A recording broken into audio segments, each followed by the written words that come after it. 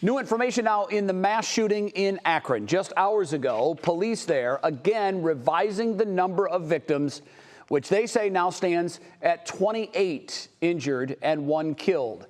Last week, they announced that 27 were injured, and tonight, a new initiative to help the community where the shooting happened.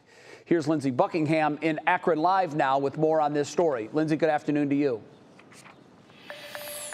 Hi, Jay. Well, the program is called the Gun Violence Response Fund, which will help the victims and their families get back on their feet.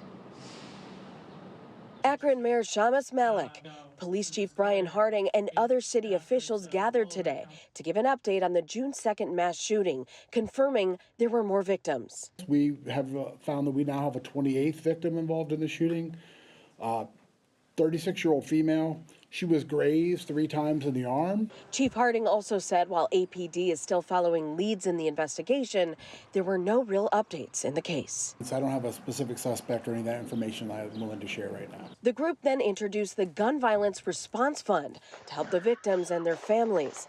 Both the Akron Community Foundation and United Way of Summit and Medina counties donated $25,000 to the fund, so that we could help the Victim Assistance Program meet the needs of those victims impacted by the events of last weekend's shooting in East Akron. Leanne Graham with the Victim Assistance Program said the funds will assist with the physical, emotional, psychological, and financial impact on the victims. We see you, we hear you, we want to be here for you. Mayor Malik echoed the support specifically for the family of Lateris Cook. You know, the Cook family is going through, you know, the worst tragedy because they suffered a loss. And so we want to support them during this time.